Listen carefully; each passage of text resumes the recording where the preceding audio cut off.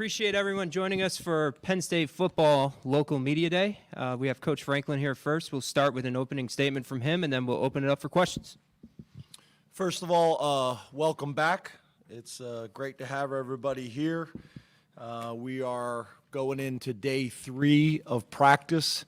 First 2 days have been good. Specifically, day 2 is better than day 1.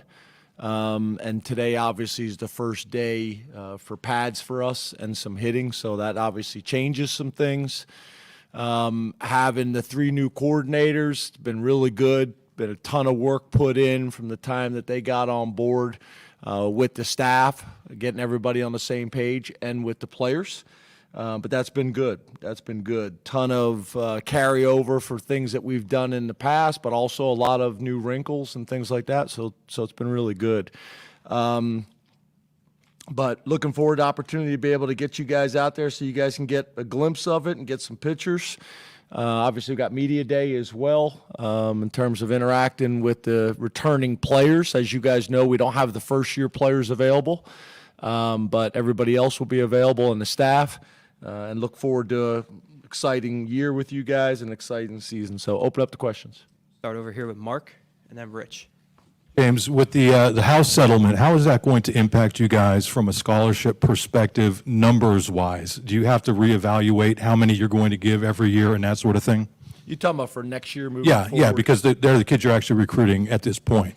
Yeah, to be honest with you, I think everybody is working on kind of plans based on what we know, but not everything has been settled. And I think the other thing is every school and every program is going to handle it a little bit differently, what they think is best, because I think everybody understands there's no more limiting number of scholarships. They're limiting roster sizes is how they're handling it. So every school, will have the flexibility within that to do what they think is best. But there's still some things that we're still waiting to get resolved and details worked out. But we have some time for that. Up here in the front, Rich. Hey, Rich. How has Julian Fleming looked so far in these few practices, and how far do the wide receivers have to go to get where you want them to be? Yeah, so I'd say solid. He's been solid. He's been I think they've all been good at times. It's still obviously a small number of practices and number of plays to truly evaluate. I thought our entire staff as well as team felt like the wide receivers took a big jump in day 2 compared to day 1. And I know a lot of the coaches and players. Jay Reed actually spoke to the team after practice about it. So I thought that was a real positive. But it's just kind of a small pool right now to really base that off of. I'll have a better idea, a week from now. But so far solid, and obviously there's still some steps that need to be taken there for that entire room. Obviously that's been a big question mark for the media and some of the fans. I think the coaching staff and I think the players have I would say a good amount of confidence in what that room has the ability to do and the amount of work that they've put in with Bo and Drew all summer. Over here on the right, Bob. Hey, James, how you doing? Good, how are you? I'm good. James, when you just look at your defensive end room and you get past Abdul and Nittany, guys I know that have a chance to have some really big years for you, who are some of the guys behind them that you're excited about and can maybe take a step forward for you and you're counting on maybe in August and moving forward? And you said Nittany and Abdul? Yeah. When you get past those two guys, obviously they're kind of known quantities. Behind them, who are the guys you're kind of excited about, and maybe who are the guys you're counting on to take another step in August? Yeah, so first of all, I wouldn't even say behind them. Amin Vanover is a guy that I don't think enough people are talking about. We have a ton of confidence in Amin. And then I think the other guy that, and I get why, but a lot of people aren't talking about is Smith Vilbert. Smith Vilbert is a guy that we have a lot of confidence in as an organization and as a program. He's missed obviously a lot of football, so you guys haven't had a chance to see him the way we have. But you talk about big, strong, physical, experienced, mature. So that gives us really three defensive ends that have played a ton of football in my mind in terms of games and practice with Vanover, Denai, and Vilbert. And then you got Carter, who's new to the position but still has played a ton of football. And then we got Mason Robinson, who's going into year 2 in the program that we're going to need for him to take a significant step for us. And then after that, there's a bunch of guys, whether it's Mopoye, whether it's Williams, whether it's Mayer, whether it is Granville. There's other guys kind of in the mix there. But I would say for us, you got Vanover, Carter, Denai, Vilbert, Mopoye, and Mason Robinson, probably the 6 guys that we know the most about right now, if that makes sense. Middle left, Todd. Hey, Coach. How you doing today? Good. How are you?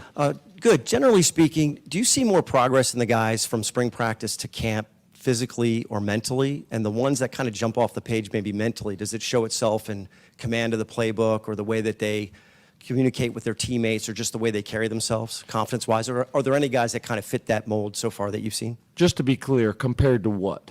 No, just compare, just what they looked like, an individual from the spring to now. Whether the physically you can kind of see them, the differences, but mentally, how do you see guys progressing? Do you generally see more physical or mental progress?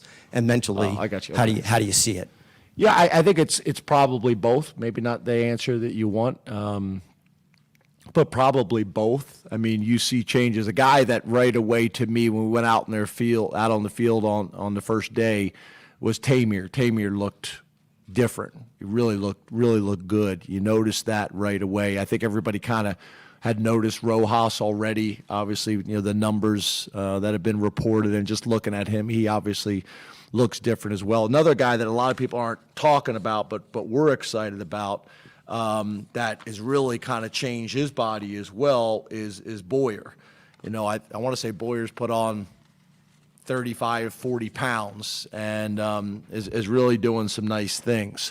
But I would say that's probably the biggest change in terms of physical appearance. And then in terms of mentally, obviously, is a big jump at the quarterback position. Grunk is really doing some nice things. We think he's got a very, very bright future, and is really taking a step. I think Jackson Smolik has been really impressive in terms of what he's been able to do mentally. Maximizing what he's able to do right now, that's been impressive as well. But I think it's just a combination. Some guys have a lot of room for growth mentally. Some guys have a lot of room for growth physically.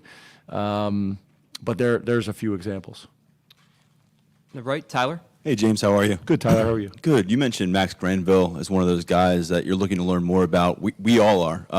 Can you kind of peel back the curtain as much as you're comfortable with doing, and when you realized it was a possibility he could be on this roster, and kind of the final moments with him and his family where this was the outcome, and what you can realistically expect from a freshman who didn't get here until the final week of July? Yeah, he's already flashed in the first 2 days. Athletic, quick, a lot of things you saw on the high school tape, but you just, you don't know if those things are going to show up when they get here. But that's already happened. He also tested really well with our baseline testing with Coach Losi and that staff soon as he was cleared and able to do that. In terms of the process, we really kind of had no idea until really very late in the process that this was even something they were thinking about. And then there's one thing to be thinking about, there's another thing to actually be able to do it. I think he was taking summer classes to be able to ensure the fact that he'd be able to come at mid-semester. And then I think once he got the classes done and realized he could qualify now and graduate now, that they brought the option up to us. And I think that also triggered to us that they're very serious about Penn State, because they're having these types of conversations with us. But it was pretty late in the process. So then there was a ton of work that had to happen for him in terms of the application process and all that, for us in terms of getting all that documentation, and then also getting him here. Like, I think the same weekend his brother got married, So they had the wedding, and then we're driving here. So there was a lot of stuff that we had to get done in a short period of time. And because of the wedding, he couldn't. It's not like he could even come a couple days early, like was getting here right at the last minute. But so far, first impression, really good. But obviously there's a big difference between running around, in shorts and a t-shirt than there is in full pads. So we'll see that today. We'll have a better idea today. In the back, Allie. Hey, Coach, how are you? Hey, Allie. Jaywan and Ty talked at the end of last season about getting the ball in the hands of the best players, regardless of who that was. How does Coach K subscribe to that mentality, and how are you anticipating seeing that play out with guys like Drew and Bo, Nick and Katron, kind of that third-year class of guys? How do you think Coach K is going to handle just the number of offensive guys he has? Yeah, so, I think really you can kind of take two different points right here, talking points from a conversation standpoint. Is explosive plays, to me, goes hand in hand with getting your best players the ball. I felt like, the last couple games of the year, you saw a significant change there. So obviously with that kind of went through the interview process. That was a big part of the interview process, is production of explosive plays and the data to back it up, not just saying, in an interview, I want to be explosive, the data to back it up. But then also philosophically, how are you going to get your best players the ball? How are you going to get them touches? How are you going to get them touches early in the game? Those types of things was the big part of it. And then again, it's one thing to talk about those things in the process. It's another thing to go watch the film. It's another thing to study the data and make sure that those things are happening. Sometimes easier said than done, depending on the position the guy plays. But so far so good, and been a ton of discussions in the off season about that. And then I think, from him being able to watch us, during bowl prep, and then winter workouts, and then spring ball and all these types of things, I think he's got a pretty good idea of the guys we have, the weapons we have, the experience we have. And then I think the other thing we're going to have to do, back to the development of some of these positions, is hopefully by game 3, we feel like there's other guys that you guys are all talking about, our best players, and that we're talking about in terms of people we have to get more touches to. Over here on the right and in the front, John. James, how are you? Hey, John. How many guys do you plan on playing at corner this fall, and who is standing out right now as potential starters at that position? Yeah, Terry's the model. Terry's the model in terms of recruiting and in terms of development. You would say typically when you have a year where you essentially lost 2 corners to the NFL, that you would feel like that was a big question mark going into the season, and feel like that was an area where maybe you had some concerns. But we actually feel like that position from top to bottom could be better this year athletically. Now, don't misinterpret what I'm saying. They still got to do it on game day, and obviously when you've lost the amount of production that we've lost at that position, we understand that. But in terms of I'd say 7 guys that went through spring ball and went through summer and now are in training camp, we feel really good about those 7 guys, and specifically 6 guys, a 3 deep on either side. Right now, it's hard to really say. Cam Miller's got the most experience here at Penn State. You guys know how we feel about AC, Davian Collins, and what he's been able to do all offseason. Been a ton of conversation, maybe the most improved guy on our roster since the end of the season. Kimber's come in and really developed and changed his body in our strength and conditioning program, and has played a lot of football in a very good conference. Harris, there's just a lot of guys that we feel good about. Tracy, who, we got a ton of confidence in, and Washington, who we got a ton of confidence in, and all those guys have, for the most part, either played, whether it's played here or played at other places. So Terry just does a really good job in terms of rebuilding and retooling that position. And I don't think it's a position that as coaches, we have a ton of concerns about. Now, just to be, again, to answer your question, I just don't know. I don't have enough practices to feel like it's these guys. I think we got a group of players that we feel really good about. Now, somebody's got to separate themselves and be the guy, or we're going to be rotating a lot of high-quality players that we feel good about. Back left, Andrew. Hey, Coach. You guys are putting in, obviously, a new offense with Coach Kotelnicki. Can you walk us through what the process of installing an offense looks like, and where are you on that timeline, and are you happy where you're at on that timeline? Yeah, and I think you guys have heard me say this before. We're really not in a position in year 11 in the program to start all over. We have not done that. So, and I think you guys have heard me say this before. So, in terms of all three coordinators were hired based on what they had done well in their careers, but also what are you able to do and how comfortable are you, honestly, comfortable keeping the same and what needs to change. I would say on offense there's probably more change than on defense and special teams, but probably not as much as you guys would think. So I think Andy's done a really good job of that. That takes a ton of confidence. That takes a ton of intelligence.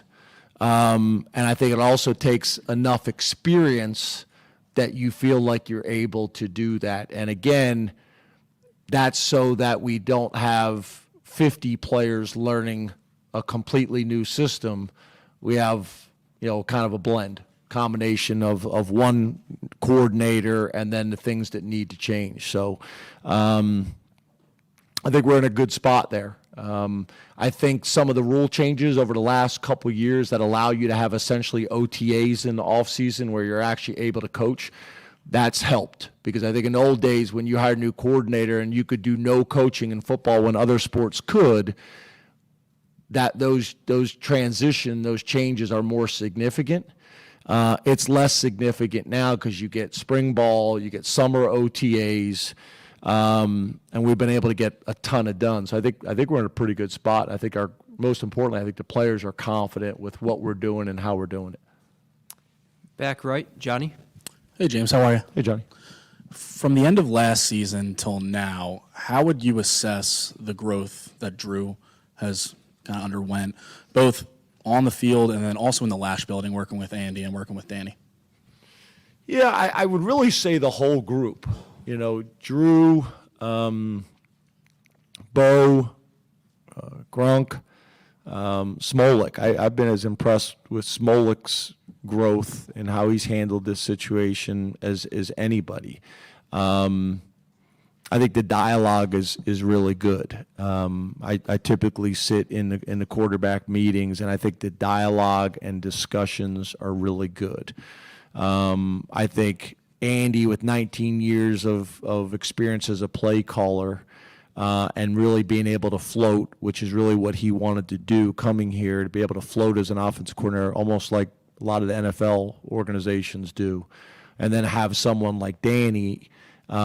Even before the rule changes as a GA, Andy was able to get comfortable with Danny, and I think that helped as well. But the dialogue in that room has been really good. I think the players got a ton of respect for Danny as a former player that's walked in their shoes. And I think we have a system now that is going to put not only our best players in position to be successful, but I think Andy's background as a former line coach, I think helps too, because typically on offense, everything you're doing is about how do you make things as challenging on the defense as possible, obviously, but also how do you limit the complication of things for your O-line and for your quarterback. You want to try to keep things as simple for those two positions as you possibly can in two positions that aren't very simplistic. And I think he's done a really good job of that. Sometimes I think coaches say that because that's coaching 101 interview process and things like that, but the execution of that, I think I think Andy's done a really good job. Again, experience matters. 19 years as a play caller, that you've learned not only things that have worked, but things that you would do differently. That experience really counts. So Drew obviously has been able to lean into Danny, has been able to lean into Andy, but I also think some of the things systematically that we're going to do. And I would say even some of these things we're going to do, you guys are going to look at and say, I don't know if that's something I would imagine Drew doing, but by him doing just enough of it opens up and creates opportunities for other things in our offense and makes us difficult to defend.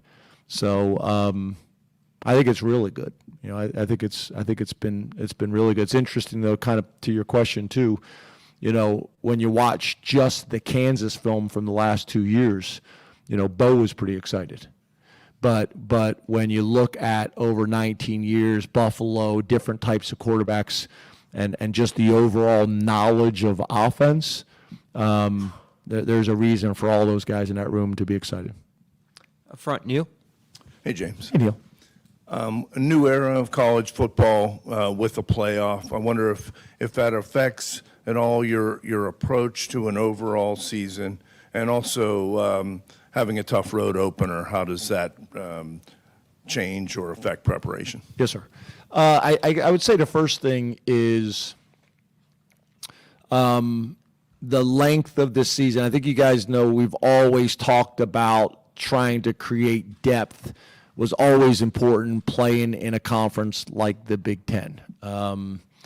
So that was philosophically something that we've always believed in, but I think your point is a good one. It's magnified now, right? You have the potential of 17 games. So how are you going to do that? I think that coupled with some of the rule changes over the last couple of years where you can play in 4 games, save your red shirt, but then you also get to be able to play in all of the postseason games and not burn your red shirt. I think that factors into strategy and how we do these things.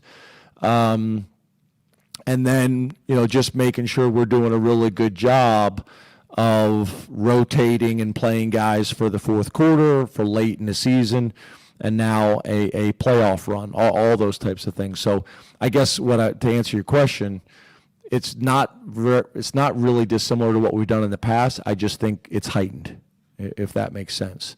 And then your other part of your question was what again? Opening at West Virginia. Fortunately, we've done a decent amount of that. Going to Auburn, we opened, I think, at Auburn. Purdue in 2000. Yeah, I know it was Purdue. Wisconsin. We've opened at Wisconsin. Yeah, what game of the season was Auburn when we went to Auburn? Game 3. It wasn't first game. It was game 3. Excuse me. Game 3. Excuse me. But Purdue is a great example going on the road. We've done a few of these things before. I think has been helpful for us, and I think it gets everybody's kind of attention. I have probably more respect for West Virginia than anybody, just because I played there so many times and I know what Mountaineer football means to the state of West Virginia. I know what that environment's going to be like. Played there a ton of times. And in some ways, there's a geographic, component to this as well. There's some historical, factors there as well in terms of, being a bordering state or whatever, however you want to describe it. So I think it's going to be a great game. I think it's going to be a great environment. And then on top of that, the way they ended their season, right? I think they ended up winning 9 games, and the quarterback ended up playing really well and finished the season on a real high note. So they got a ton of confidence coming into this year because of that. In the middle, Max. Hey, James. I started getting nervous about geography, like when I said bordering state. But No, I think you got that one right. I was a little concerned. Yeah. East Stroudsburg psychology. When we talked in June, you mentioned that there wasn't anybody that had stood out enough to be named a captain yet to this point. I'm just curious, with the start of fall camp, where you feel the leadership of your team's at. Yeah, we feel good about it. We typically, I think, for most of the people in the room that have been covering us for a while, we typically wait on that again, unless there's just an obvious person that everybody has identified, players most importantly, and staff, that you feel like going into the summer, this person has separated themselves and everybody views them as such, and you want to name them to have that leadership going into the summer. There's also the aspect of holding it as long as possible, that then there's multiple guys that are working their tails off to become leaders on our team. And the reality is, you know, when you're talking about a team of 125 or whatever the number may be, we're going to need more leadership than just the captains. So I think we're in a good spot there. I see this team being more vocal. Myself and Chuck Losey and Coach Palco spent a ton of time talking about this. I see these guys being more vocal in challenging their teammates, holding their teammates accountable. I think those things have been pretty evident in the summer workouts and so far in camp. So I think we're in a good place, but we're going to need it. You know, we're going to need a ton of it. And, you know, we'll probably hear, you know, probably in the next 2 weeks, we'll probably name captains. But then we're going to need more leadership than just those guys, too. In the middle, Audrey. Hey, Audrey. Sorry, how are you? Good, how are you? I'm good, thanks. Just kind of a little housekeeping thing. Is Danny O'Brien still a GA? I mean, obviously the rules change doesn't matter, but like, is he still a GA or not? So if the rule changes don't matter, then why? Why? Because he was listed on the website as a GA. I'm just genuinely curious if he still is or not. Sometimes you guys ask me questions, and I can't really answer them yet. Okay. You guys follow our websites much closer than I do. But right now he is a GA. But to your point, Audrey, which I think is a fair one, there's really no difference anymore with the rule change between a GA and an analyst. We had Danny. That's one of the reasons why this worked out well, is we had a guy that's still qualified to be a GA, because the rules say you have to be within 7 years of either graduating school or playing. So we felt like he had the experience and the knowledge to serve that role, but still fell under the GA rules, where if he was an analyst, he wouldn't be able to coach. So it ended up working out really well. But now with the rule change, it doesn't matter. So now it comes down to master's degree. Do you want to get a master's degree? Do you want that time during the season to take classes? But right now, he is currently a graduate assistant. And for a number of reasons, that's probably as far I can go with answering this question at this time. We got time for one more in the back, Shane. Hey, Coach. Hey, Shane. You have another kicking competition this year. Sander obviously won that competition last year, and then, you know, things happened against West Virginia. How do you see him coming into this year in that competition overall? So I probably shouldn't say this because this will skew the numbers. But first of all, I love the question on specialists. I was with the specialists just a minute ago. They have an over-under going every year based on how many of you will actually talk to them on media day. They have a 10 push-up wager going on. I'm not going to tell you what the number is. But back to your question. It's been really good, and I think the competition is really important. Having three guys there, two of which that have kicked in college games, I think is really important. A young, exciting player that has really done a nice job in practice. But as we all know, I don't care what position it is, sometimes there's a difference between practice and games. So the game reps carry a lot of weight for us. I think if it's close between two guys at the end of training camp and we're talking about naming a starter, you probably give the edge to the guy that has game experience to go with someone that has no game experience. Then the competition, the gap needs to be significant enough to make up for that. But I just think the competition is important. I think sometimes at those positions, there's not the same level of competition maybe there is for the defensive end or the corner position, and we've tried to create that as much as we can. So Sanders grown a lot and learned from that experience. In terms of just pure talent of kicking the ball, he's impressive. I mean, he's very, very impressive. So we'll see how this plays out, but the competition has been really good. But I think the game experience could and will factor into the decision process. Did I answer your question? Yes, sir. Thank you very much, Coach. We'll have Coach Allen next. Thanks, guys. Have a good one.